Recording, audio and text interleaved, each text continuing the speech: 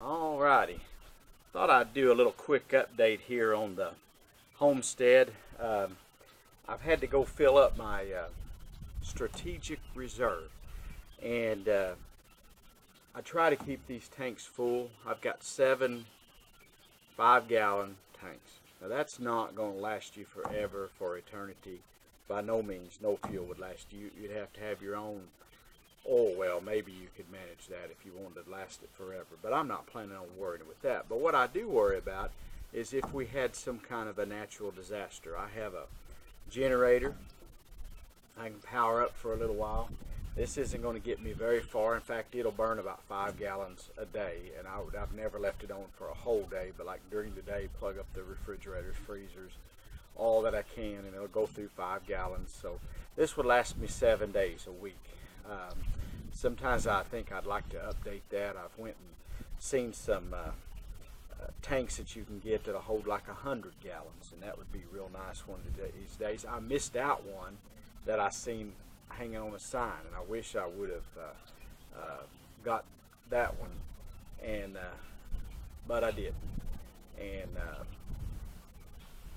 anyway, got somebody coming by here in a loud truck, so you may not be able to hear me, but they'll be by here shortly.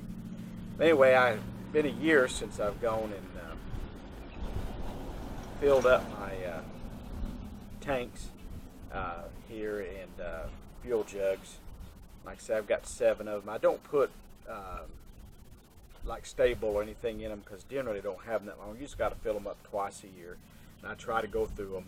This winter was not wet. We had a very dry winter so far until recently. In the last week, we've had 10 inches of rain. In the mornings, I go feed the cows, and I have this little blue S10 pickup that I bought in 2003, brand new, and I've got almost 300,000 miles on this little truck now, over 300,000 miles. I filled it up at the beginning of fall, and it has not needed any fuel. Just now it was on a half a tank, and I fed the cows every day, done other things with it, and it's only burned a half tank. But I have an old 85 model, 1-ton, 4-wheel drive, flatbed truck, F350, and it drinks a lot of gas.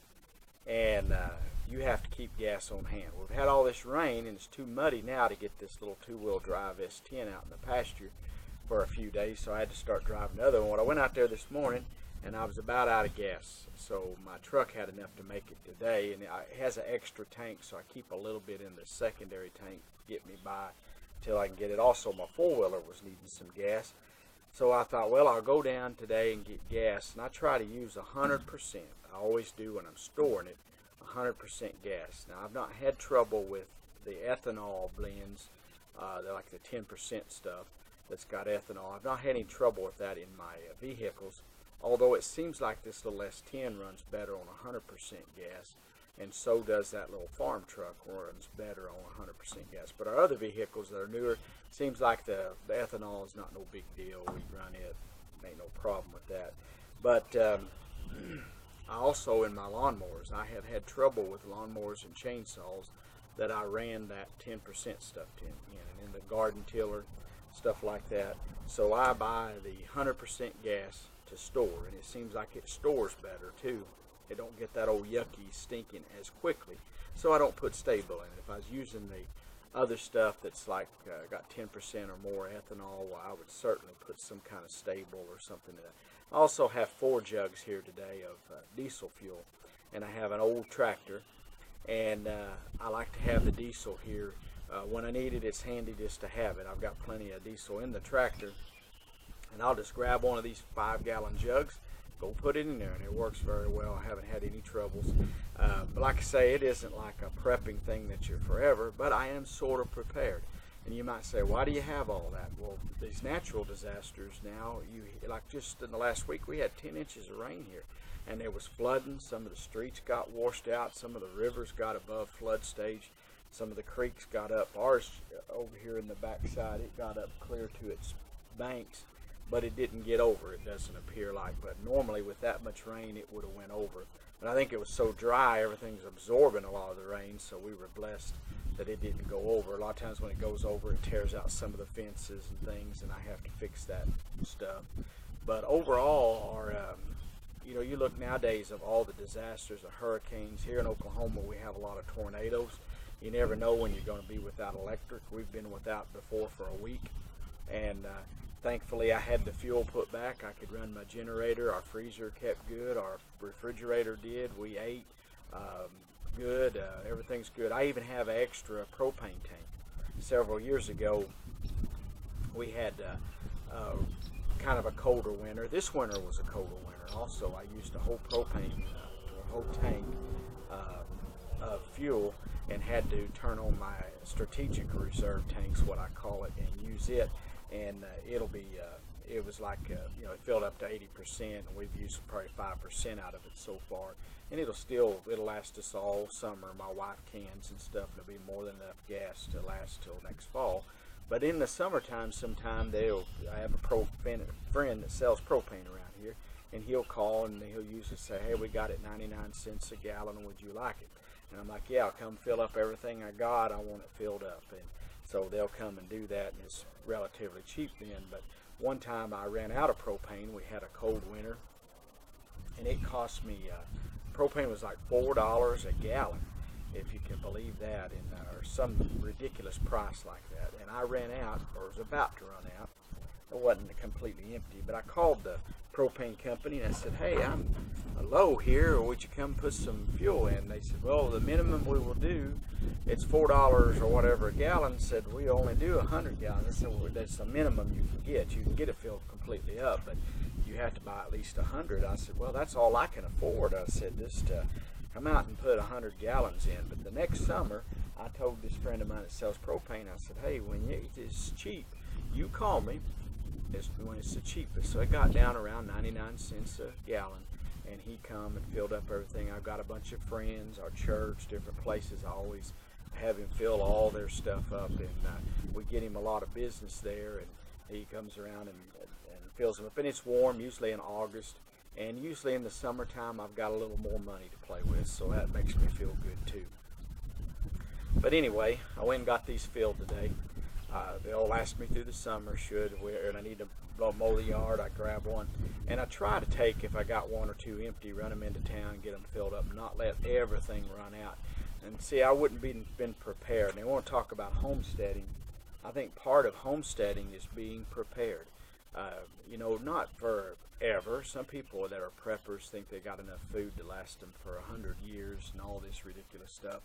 And we may need that one of these days, but my prepping idea is, what if I couldn't work for a while? I even put a little money back and keep some saved back for emergencies, and I don't have a lot back, but I have some put back. I had open heart surgery a year ago, and I couldn't work for a month, and we had enough money, and I was slow going for 3 or 4 months. I couldn't do as much work as I had been doing. So during that time, we didn't miss a meal. We did fine. We had the freezers full of food. We'd killed a beef. We had corn on the cob, canned green beans, pinto beans, horticulture beans, black-eyed peas. I mean, we ate like kings here, and they never would have known that we were running close on money. Now, we didn't go spend out as much. We're kind of strict on that anyway, but we didn't go out to eat like we had been, and doing some of the things that we'd go do is usually once a week we'll try to go out to eat somewhere, me and my wife, and we kind of tightened the purse strings, but we never missed a bill, never missed anything. We just kept trucking right along, and praise be to the Lord. I mean, Jesus is good. He blessed us and kept us, and he poured out his blessings upon us, and we sure are thankful.